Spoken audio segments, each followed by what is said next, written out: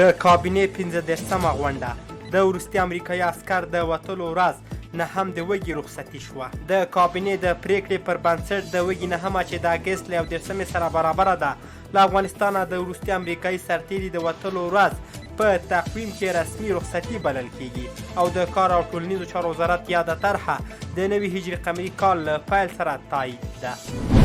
د پراختیایي پروژو پر پلي کولو د اسلامي همکاریو سازمان ټینګار. د اسلامي همکاریو سازمان استازو له جاپاني چارواکو سره په افغانستان کې د بشري مرستو او اقتصادي پراختیایي پروژو پر پلي کولو خبرې کړي.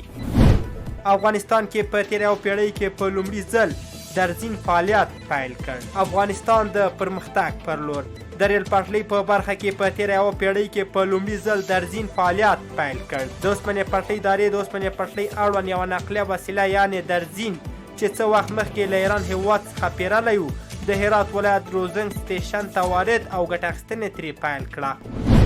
ننګرهار کې بې سرپناه ښوونځیو لپاره نوې او منظمې ودانۍ جوړیږي. د ننګرهار د پوهنې مسؤلین وایي چې په دغه ولایت کې به ټولو بې سرپناه ښوونځیو لپاره نوې او منظمې ودانۍ جوړې شي. یاد مسؤلین همدارنګه د کامې ولسوالۍ د داخلو لیسې لپاره د 215,000 امریکایي ډالرو په لګښت د ودانۍ جوړېدو خبر هم ورکړی دی. سودان کې د جګړو له امله 330 ماشومان وژل شوي.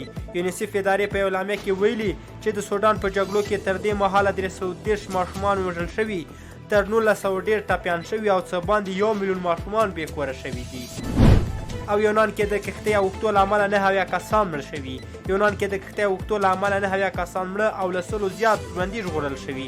ویل کېږي چې دې کښتۍ د 100 ماشومانو په ګډون شاوخوا 250 کسان سپاره وو چې ګڼ شمېر لا هم په سمندر کې ورک دي او ښایي د مړو شمېر نور هم زیات شي.